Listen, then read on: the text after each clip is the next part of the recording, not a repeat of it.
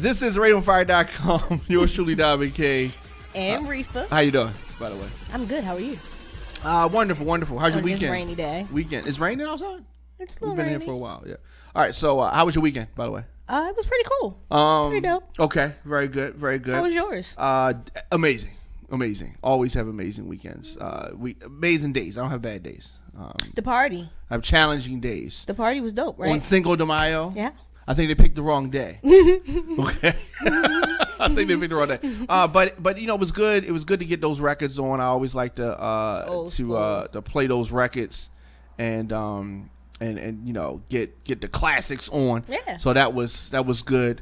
And I think they're planning another one. So, okay. You know what I mean? That's dope. Yeah. So I'll be at the next one. Yeah. So that's good. So I'm excited about that. A couple things I want to get into today. Yes, let's get into these topics. First and foremost, I want to talk about this. You said the ATM. Yes. At Mondawmin Mall. Yes. I want to talk about. I've used that ATM, by the way. I think everyone in the city has used that ATM. Yeah. So I want to talk about that. I want to talk about Funkmaster Flex.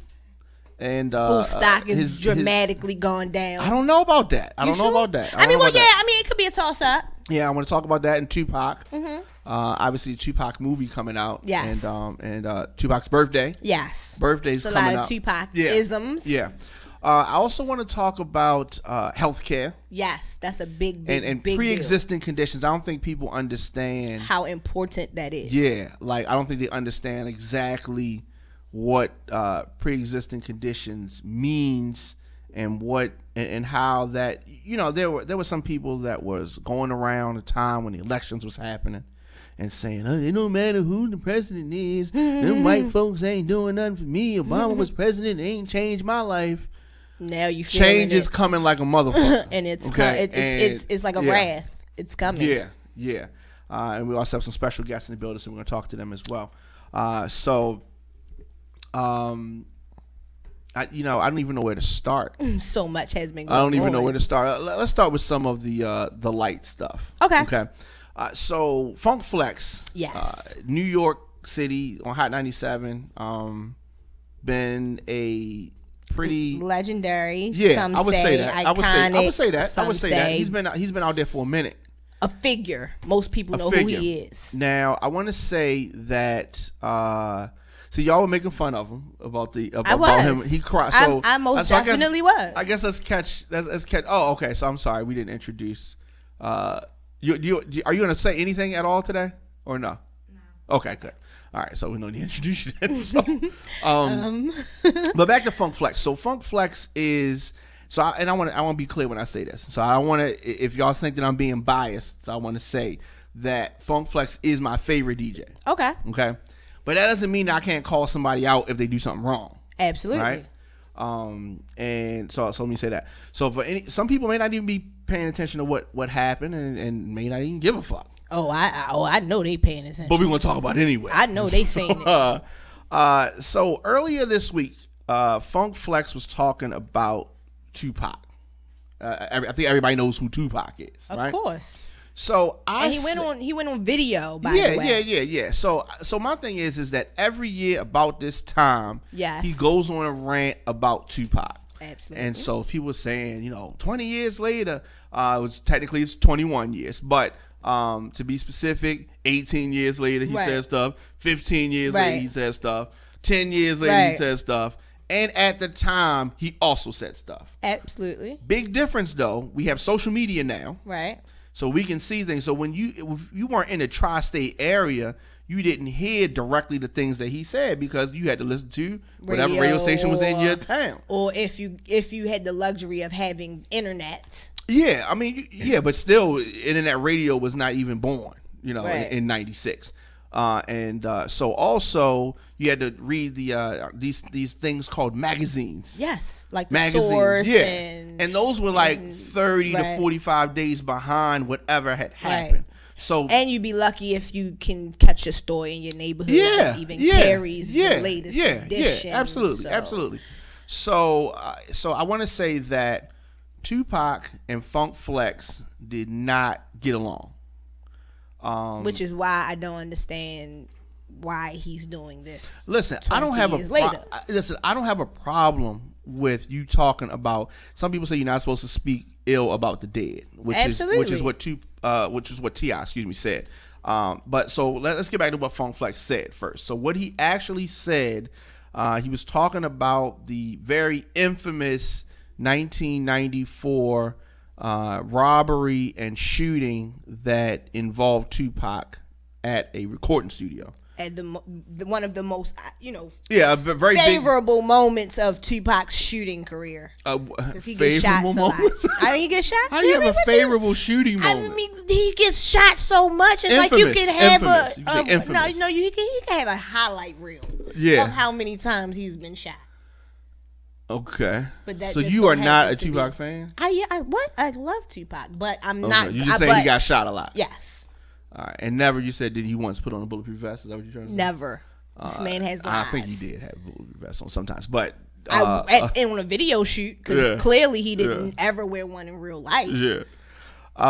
So Funk Flex was saying that it was common knowledge to people that were close to the story that the night that Tupac was shot at this recording studio, that he was well aware that he had beef on the streets, obviously. That he was carrying a gun, and some people come out the elevator in the lobby area and attempt to rob him. Everybody knows that.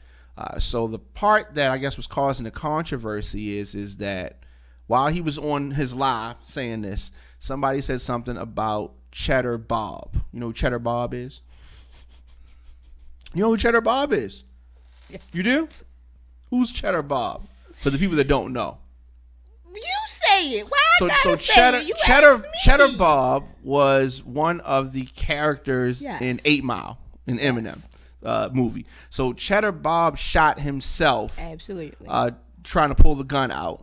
And Funk Flex said that it is widely known that Tupac, upon the robbery happening, or when the people rolled up on him with the gun, Tupac tried to pull out his gun, his weapon discharged, shooting himself in the leg.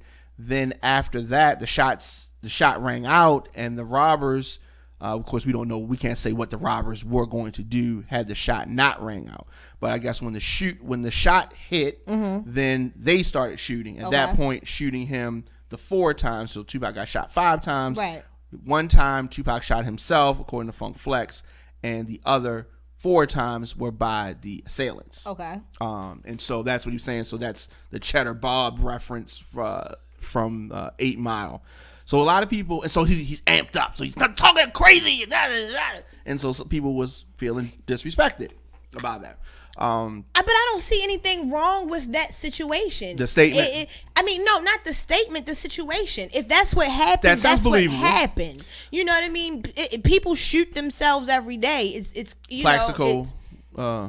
Remember when Plaxico shot himself? Right. Yeah. I mean, there was people shoot themselves every day. Niggas get shot every day, B? Every day it happens. I mean, in the city of Baltimore. It does. But so to say that nobody knows that is like, come on. But let's stop it. So is that in itself speaking ill about the dead?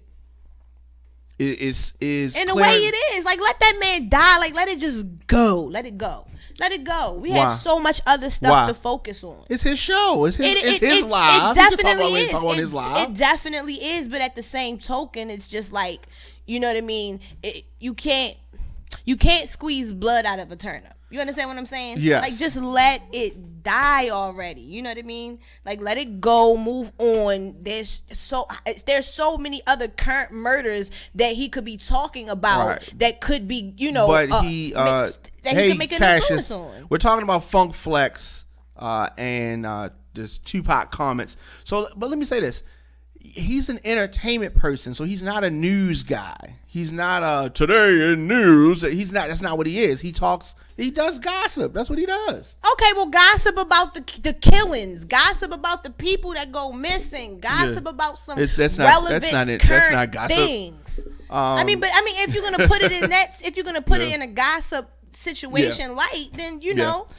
Now I feel you on that. So you got some diehard Tupac fans, right? You got diehard Biggie fans. You got diehard a lot of those diehard Beyonce fans. What do they call it? The Beehive. Yes. Like you got every artist I think has like a loyal fan base, right?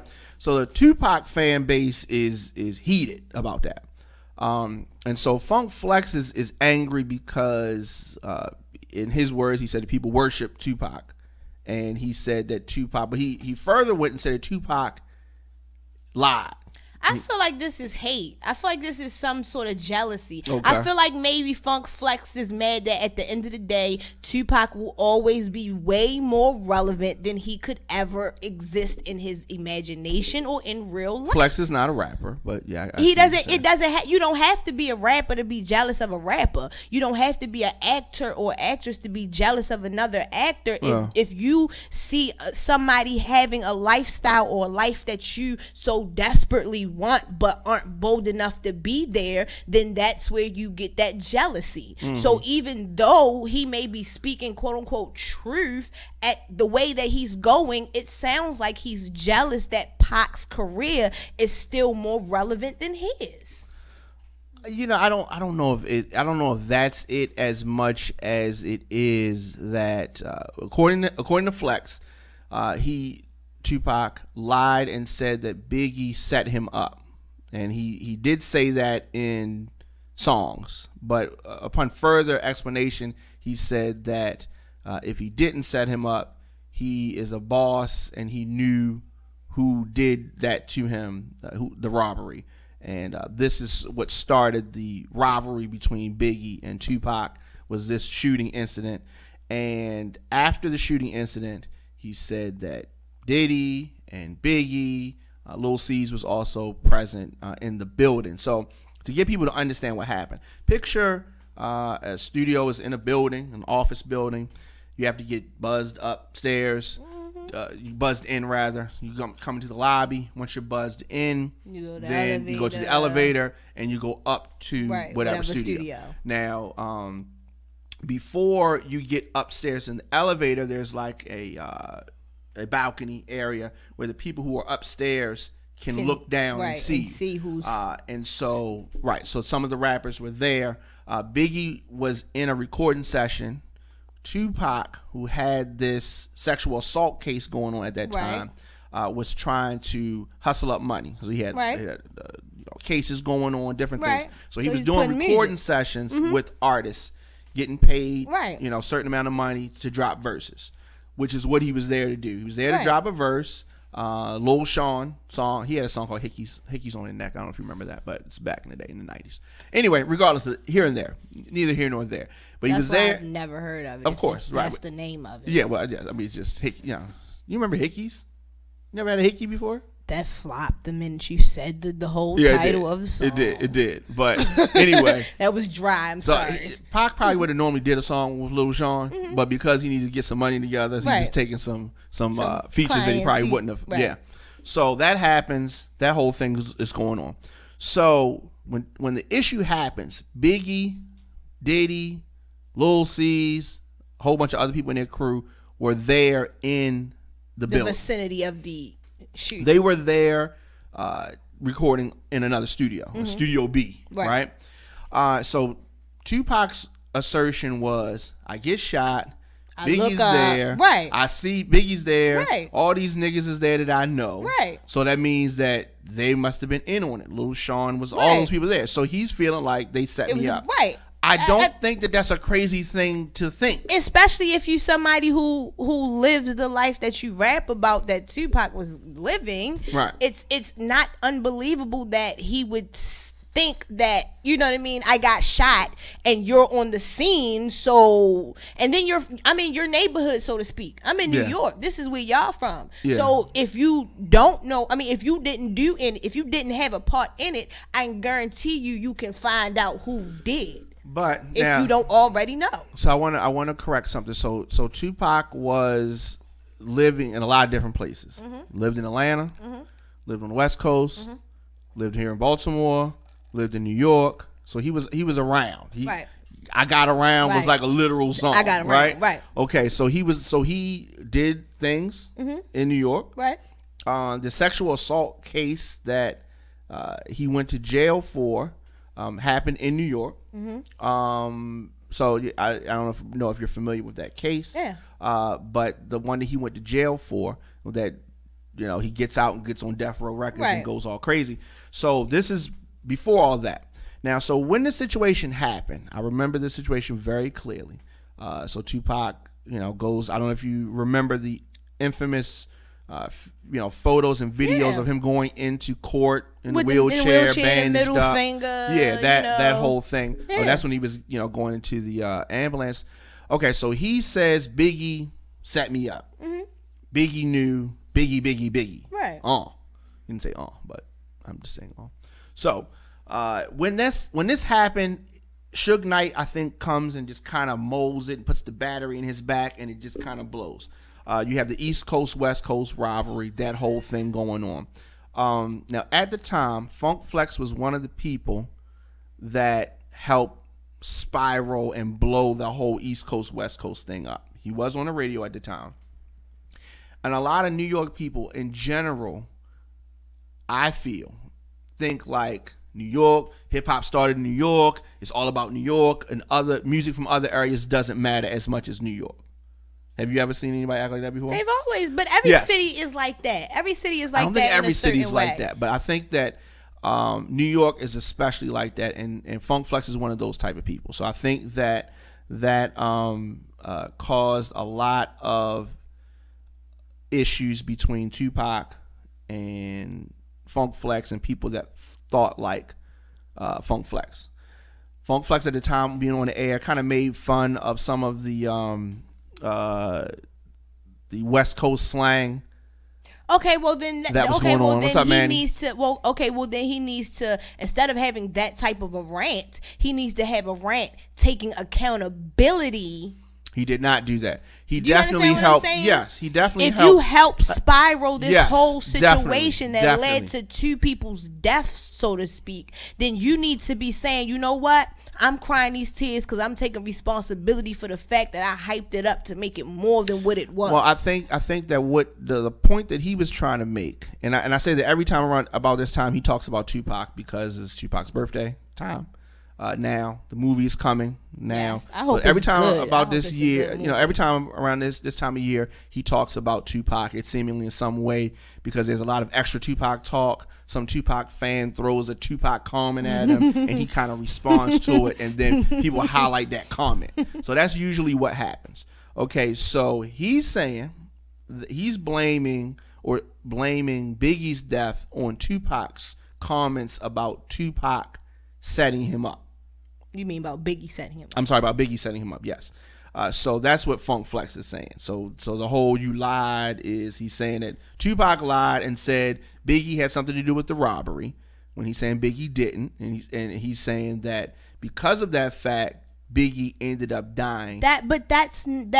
Which is why he was crying. But that lie is open to interpretation. Correct. Because again, correct. If I'm in a situation where something happens to me and one of the first people I see is you, I'm going to assume you had something to do with whatever it is that I'm now going through. Yeah. Now, had they would have came together and had a grown man conversation, said, "Look, bruh, I just was there. I don't know what's going on." You know what I mean? If I think he tried that. I think that Biggie tried to have that conversation, and Tupac was not, did not want to.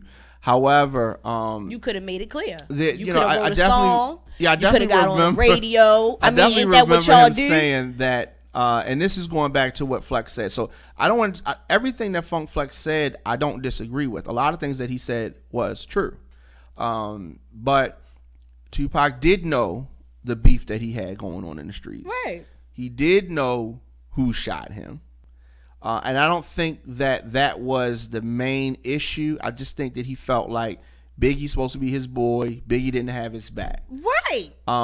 It was just a falling out between homeboys. Even in a rare conversation that can be Googled, I'm quite sure, both Biggie and Pac said, "Yo, this is not the way it should have ended. Correct. This is not the way things should have been. We really was boys. We really was cool with each other. We really was hanging with each other." Tell me this, okay? Now, it's this song is not a diss at Tupac, but it just seems very coincidental. What? That Biggie had a song called "Who Shot You?" Of course. That came out. Of course. Coincidentally. Of course. After he was shot. Of course, because listen, it's all about seizing the opportunity. Yeah. It's all about making sure game. I can capitalize. That's a dangerous game to play. But you know, okay, but going in at that time in the industry, you knew what you were getting yourself into. You knew if you went down this path, but we didn't have deaths like that. Like we didn't have deaths like that. But you still knew that if you it was almost realer back then. You understand what I'm saying? It was almost to the point where, listen, like you said, if I got beef with somebody and I know I got beef with somebody, regardless of, I don't even know which one is coming for me. If I got that many beefs, I don't know who is gonna strike when they strike. Yeah, which is why he was probably packing. I'm thinking you struck first. Okay. I feel you on that. But if I find out later, because we in the industry, so, you know, somebody might have put us together in a room and said, look, you understand what I'm saying? This can be beneficial to the both of y'all if y'all spin this beef out. Little did they know it you know what I mean? They didn't think it would lead to death. Yeah, of course. But they just thought it was a big money maker because look what happened. Who Shot You was big. Yeah. You know what I mean? Both their careers went big after. It just... Yeah. But going forward, so T.I. jumps into this whole thing because T.I. feels that let's read T.I.'s quote. So T.I. says, "Yo, Funk Flex, respectfully, bruh." You know he said that, bruh. No, you gotta say it like him, y'all. Well, come on. I ain't gonna do my impersonation of T.I. right now. Respectfully, bruh. So he said on G code. Regardless of what you think the validity of your statement is, I was taught never to speak down on a dead man, considering they ain't here to speak up for themselves. When he was alive, you was on the air then. That was the time to address this. Not here, not now, not like this. And I'd say the same to a nigga from LA speaking on Big. That's pretty good. That's pretty good. You sounded very country. Cause he sound country. Yeah. So your thoughts on that statement? Listen. You're never supposed to let sleeping dogs lie. Who said that? It's not even a who. It's just like it's out of respect. It's just out of some decency. Like, come on. You know what I mean? Like, you could be as hard as you want to be. I don't agree with that statement. But you could be as hard as you want to be. But look, at the end of the day, like, again, just let them die. Let them go ahead in peace and be in peace because they was at war in life. Why? They was at war in life. Okay, perfect. Now, I hear you. I don't agree with that at all. And let me tell you why. So, and I've said this to different people I've been talking to the last couple of days. So, I have two examples. Okay, let's go with the easiest example. You have Donald Trump, right? Let's say that Donald Trump, who's the president right now, as we're doing this, let's say that he dies tomorrow, right? So let's say that he dies tomorrow. All right, y'all happy? Y'all smiling? I see y'all looking all feeling good about yourself. I just had a Joe Biden moment. You know how let's say that President Donald Trump dies tomorrow. Does that mean because he's dead, because he had a controversial life, because he's no longer here to defend himself, that we should stop talking about the Russia involvement in the election or any of the other fucked up shit that Trump has done? Does that mean that we can't speak because Donald Trump's dead, so everything we don't talk about it no more? No, you still talk about it if it's relevant and if we're talking about something that he did. And let me give you example number 2. I love this one. Christopher Columbus. Okay. initially, Christopher Columbus, over the years in history, they was taught he discovered America. He was a good person, blah, blah, blah, blah, blah. Now, upon talking about history more, doing more research, Christopher Columbus is dead as a motherfucker and been dead. We find out he was a piece of shit. He wasn't a good person. He was a liar. Oh, he didn't discover America. He got here by mistake. There were already people here, so you can't discover something that was already here. So we go on and on. The perception of Christopher Columbus has changed because of us talking about it, doing more research. After his death, he's not here to defend himself. But see, that's a different. Fuck? But that's no, kind of a different situation, it's not though. Different. It is because that was hidden. That truth was hidden to have control over a whole race of people now, listen, and control everything that those people regardless do. of the reason. In Funk Flex's defense, he's saying that people worship Tupac. He's saying that all of these things are said about Tupac, and he's saying that they're not true. And in addition to that, Tupac's lies, quote unquote, led to the death of Biggie. So, and the misleading of a whole bunch of people in their AKA worship of Tupac. Okay, and there are people. I think it's a valid point. And we know nobody's saying that, but we have people out here who worship Biggie. We have people out here who worship Bone Thugs and Harmony. We have people out here who worship the devil. We have people out here who worship this. You worship and that you get over it. Do you understand what I'm saying? Again, like I said, it just sounds like he's just a little upset. But you know, next. So, but I guess with that being said, I think that somebody can speak on whatever they want to speak on. I think that the only issue that I would have had with, they clearly did not like each other. They talked about each other when he was alive. So it's not, I think the only time when you don't say something about somebody when they're dead is if when they were alive, you didn't say shit. And then you try to come up now that they're dead and say something. I think that's wrong if you had a direct relationship with the person. But if you didn't like them in life, I'm assuming that you probably don't like them in death. And if you're saying the same things and you're being consistent with your message, that's fine. Should you consistently just beat a person who's dead? No. But if they come up in a conversation and this is the same shit you said when they was alive, then I mean, I think at least you're being consistent. Insensitive, yes, but you are being consistent with your message. Okay. But that, you know, so that's that. He has been the butt of many jokes though, Funk Flex. Of course. And I think that the jokes are gonna probably continue. Mike Epps, I just want to say thank you. Mike Epps, if you're tuning in, I need you to understand, baby. You made my day with that video, honey. You made me smile. I laughed so hard, I lost a couple pounds. Got some crunches in too. It was lovely. Oh my goodness. And the bed was spot on, baby. You are on point. What the hell? But let us know your thoughts in the comment section. Instagram, Facebook, Twitter, at The Diamond K Show, at Radio on Fire. Your IG is what? Reefer to you. Reefer to you.